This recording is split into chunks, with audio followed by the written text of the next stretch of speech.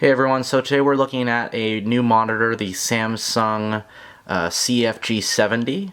It is a 24-inch quantum dot monitor. It supports 1080p resolution, 144 Hz. It is being marketed as a gaming monitor, as you can see, and it is a curved display. If we look over here, we can see that they're saying that 1 ms response time, 144 Hz, multiple game mode, whatever that means. There's your curved screen and quantum dot. So yeah, let's get into the testing because it's going to be a long video. I really don't like that the main switch is right behind the monitor. You have to go like this, push the button, and then you can control it. There are buttons under here that are kind of like quick buttons, so you can save your settings and then assign them to these buttons here. So if you, that's not so bad actually. So if you, for example, if you had a saved one for gaming or saved one for movies, you could easily switch them back and forth from underneath here. So that, at least they did that. That's good. But this back button thing, by doing this and then going through your monitors, is kind of annoying. I actually like the look of it though. Refresh rate allows you to obviously to set the refresh rate so you can go from 60 to 144 Hz. I think most people are going to use 144 Hz. I mean, you bought the monitor, you should use the best refresh rate that the monitor offers. Black equalizer, by default this was set to 13. You definitely don't want to go any lower than that, and you definitely don't want to go higher than 15, or else if you go higher than 15 you'll get what's called black crush. Some people might even think that 15 is too high, but I don't mind a little bit of the black crush, to be honest. 15, anything lower than 15 and you start to get the opposite of black crush, which is lightening things up too much. Response time, this is where you can modify the response time. So with faster and fastest you get the strobing, which is the blur reduction. Again, if I turn it on, so now I'm on faster, and it tells you up there that you're on faster. Now if I want to go down to, if I want to go up to picture, I can't edit the brightness. It is grayed out. That's it. Bad decision, in my opinion. That should not be the case. So I have to use now standard because I can't. now I can modify the brightness. It's the stupidest decision that they ever made. I have no idea why they did that. FreeSync, so that's if you have AMD. Obviously I have it off because I don't use AMD. Low input lag. I mean, it's on. I haven't really tested it with it off, but I'm gonna, you're probably gonna want to turn that on. Turning it off, I didn't see anything like, with terms of quality going down or anything. Like, it's not like the display looked any different. So low input lag is always beneficial, so it's probably a good idea to keep that on. Screen size just lets you modify the aspect ratio, override it, but wide is the default. Picture, this is where, again, it allows you can adjust the brightness, contrast, sharpness. Here's the color, so you can, do your red, green, blue if you want to tweak it. I actually have the color tone as normal. In most cases, normal on a lot of monitors is too cold. Like on my Forest, normal is too cold. I have to go to warm 1 or warm 2. But because of the quantum dot, going to warm or warm 2 actually makes it way too warm. The quantum dot naturally makes the colors warm, so I've left it at normal. Gamma, you have 3 modes for that. I've left it at the default. And there is this thing called arena lighting, which allows you, there's a light underneath the monitor that is a blue light. You can have it blink on and off. So I wanted to show also the angle on the monitor to show the curve. In the box, in the packaging, it actually came already assembled with this attached to here, but you can remove that. So if you were wanting to mount it on a wall, you can route your wiring through here which is nice. And then this is very simple to install, actually. It was just a matter of plopping this into this base here and then doing 2 screws at the bottom. So very easy to assemble. The only thing I'd say about is that this base here seems bigger than it really needs to be. It doesn't really serve any purpose being so big. I mean, I had heard someone say, well, wouldn't it be neat if this was like a wireless charging thing, you know, where you could, you know, charge your Samsung phone or something. That's actually a really cool idea. I'm going to show a little bit of a darker film for a little bit here, just so you can kind of see, and I'm going to give some of my opinions on this, and it's totally subjective, of course. Now, I have another monitor that is a VA panel as well, which is the Force FG2421, and I will do a comparison shot showing both playing at the same time, so you get an idea of what they both look like. What I can say about the Samsung monitor is that next to the Force FG2421, which is well known as being one of the better monitors that was released that has high contrast, deep blacks, this is the closest monitor I've ever tested, and that I've tested personally, that has gotten to the quality of that Force panel. It's the blacks and the contrast aren't as good, but they're very close. I have not encountered any issues with the monitor at all in terms of quality control. There's no backlight bleed, there's no clouding issues, there's no dead pixels, no stuck pixels. I always, that's the first thing I check for when I get a monitor for the first time. Doesn't mean that you necessarily won't have a perfect panel like I do either, but that's a good sign. There are a few issues with the monitor if you want to use FreeSync, because the monitor also supports FreeSync. People with AMD video cards and turning FreeSync on with the strobing feature on have discovered that there is a blue line flicker on the side of the screen issue, and I don't use AMD, so therefore I don't use FreeSync. So as long as you don't use FreeSync and the strobing feature, you won't encounter that problem. But if you're buying this monitor and you want to use the FreeSync, then you're probably going to encounter that problem, because it seems like from what I've been seeing online, a lot of people are having that problem. So it might be an issue that needs to be fixed either by AMD or Samsung.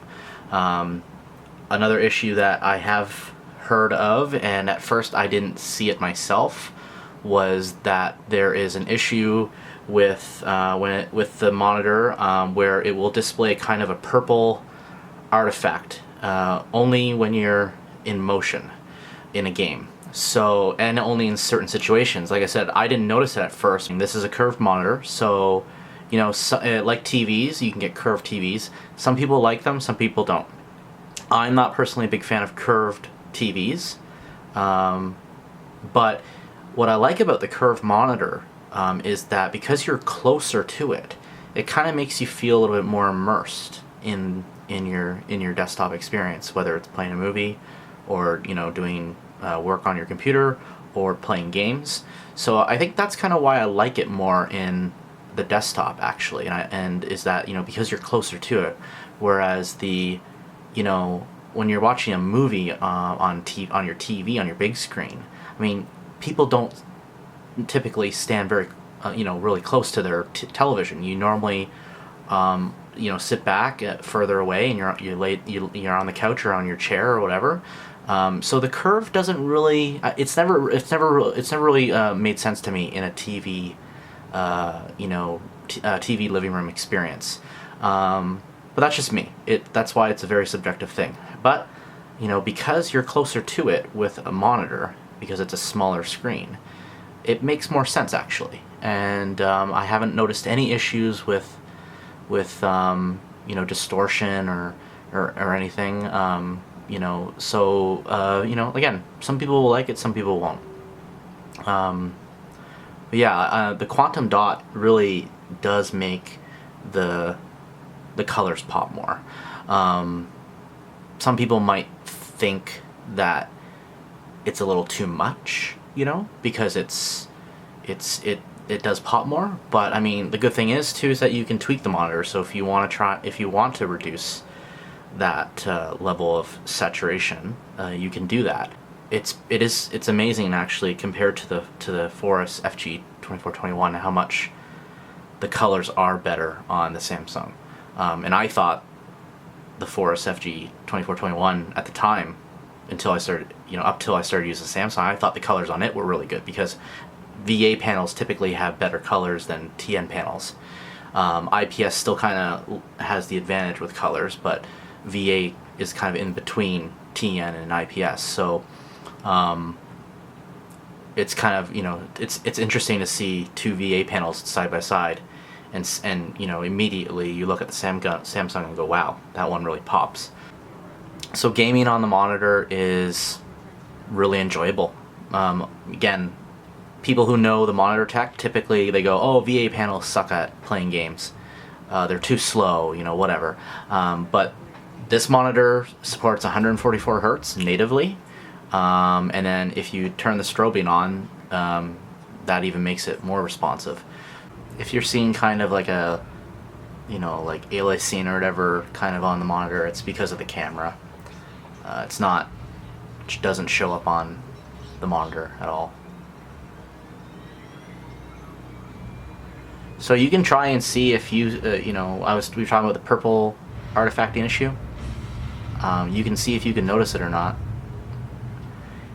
In this game, I haven't really noticed it, but I just want to kind of point out that there are scenarios where you don't see any kind of purple overdrive artifacting, but I will show a video where it does show up, so people can see what it looks like.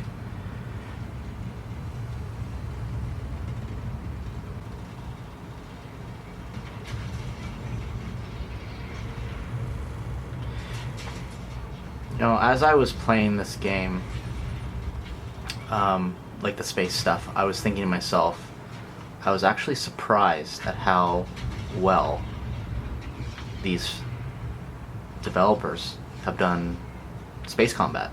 Because Call of Duty, you don't think of being a space combat game.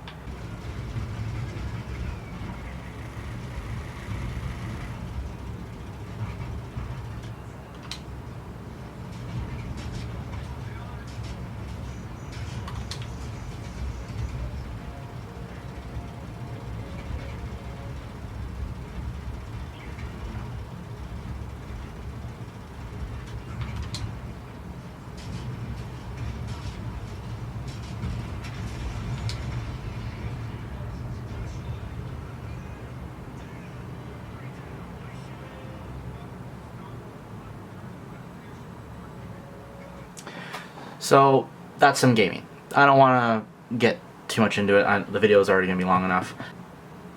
What you can see, I'm hoping what you can see here, is around this kind of box here, or this whatever this is, this area here. You can probably start to see it. You'll see as I'm moving around, there's like a purple that shows up around the edges. Okay, so the game example that I'm using that you can see the purple artifacting issue is Deus Ex Human Revolution.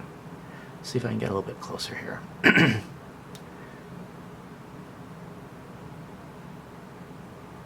I can kind of see it on the monitor playback here on my camera.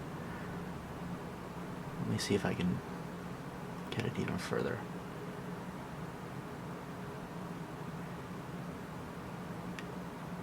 It's a lot more clear in person, obviously. The camera might not pick it up so well. I'm going to try zooming in.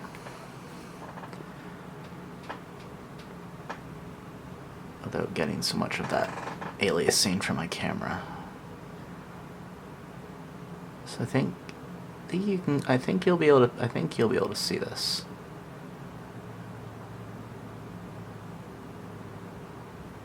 You don't see anything here. See what I mean? So if I get up here, if I get up against this wall, you'll see the edges. If I'm moving, you don't really see it, because this is a lighter, we now have on the screen a lighter image. But for the most part, you don't see it.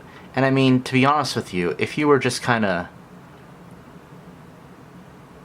walking in there and going by, you don't see it so much here, but it's when you do this. So when you purposely look for it in this scenario, you're gonna see it. But most people who are playing the game, they're gonna go in this door, they're gonna go like that, they're gonna walk into the next place, and that's it. Some people aren't even gonna notice this, and in the vast majority of cases of gaming, I have not noticed it. So maybe they can fix it. Maybe they can do a warranty, send it back to us, we'll fix the problem, and then send it back to you. Or it could be a firmware thing that they can, release, and then that's simple as that. Or it might be an issue with just their VA panel technology. I loaded this same... I loaded up this same area on my other VA panel, the Force FG2421, and it doesn't do this. So I'm using a wide lens to capture this, so things will look a little bit more, super wide than they normally are. So on the left we have the Samsung, and then on the right we have the Force FG2421. Both are VA panels. This is a tough one. Which do I like more? I am a big fan of my Force FG2421. It is very hard to find now. They were hard to find when they came out. I got lucky with mine, some people didn't. There were quality control issues with the Force. People did have backlight issues, clouding issues. I didn't have any issues.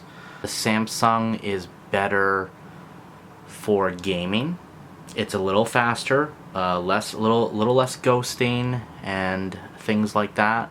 A little bit more responsive. It does have the 144 Hz, so it's a little bit faster in that regard as well. The Samsung does have the advantage too with the quantum dot. The curve is subjective again. Some people will like it, some people won't.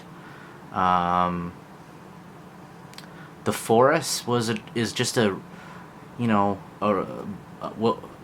really great overall monitor for every scenario, whether you're using it just to desktop stuff or gaming or movies. It worked well for everything.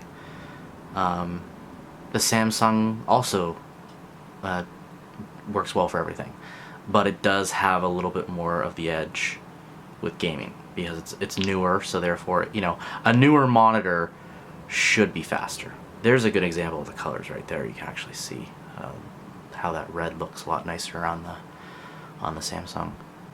I do think with the Samsung, since it's available, it's new, it's probably the one to get. Especially if you're leaning towards considering trying to get a Force panel. The Force ones are not readily available. You can get them used. So I do think just because it's it's easy to get that the Samsung's obviously the clear choice. But the thing about it is that the Force still has advantages. It still has deeper blacks. It does have a naturally higher contrast ratio. But the Samsung also has really nice blacks, very close to the Force. The contrast ratio is clearly not as high. I can even see that just with my eyes.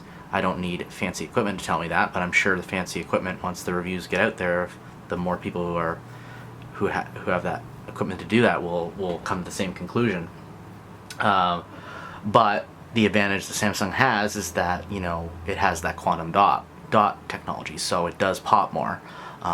It does kind of get rid of the washiness that all monitors, can have. VA's less in most cases because of the contrast. So I would say if you are someone who wants a really high quality monitor in terms of image quality and a fast monitor, because you want to do gaming, but you also want your games to look nice, the Samsung is definitely something to consider, even despite the few issues with the purple artifacting and the FreeSync issues. I do think that those are things that Samsung could potentially fix. If you don't want to use FreeSync, or you don't have an AMD video card, then that issue won't bother you. And the purple issue, again, in most of the cases I did not see it. I had to look for it. I was really hoping that Samsung would do a display that has a G-Sync module, but unfortunately they only have FreeSync. G-Sync would obviously increase the price quite a bit for this monitor. The monitor is already fairly expensive. It's about $399 US, which makes out to about $599 Canadian. So it's a pricey monitor, but you get what you pay for. I really like it. Actually, I'm gonna keep it. And I haven't bought a new monitor since the Forest came out, and that was about 5 years ago. So, like I said, my one thing is I wish it had G-Sync. Thanks for watching. If you have any questions, leave a comment. I will try and answer them. Or if anyone else has their own experiences with this monitor, share them below. And see you later.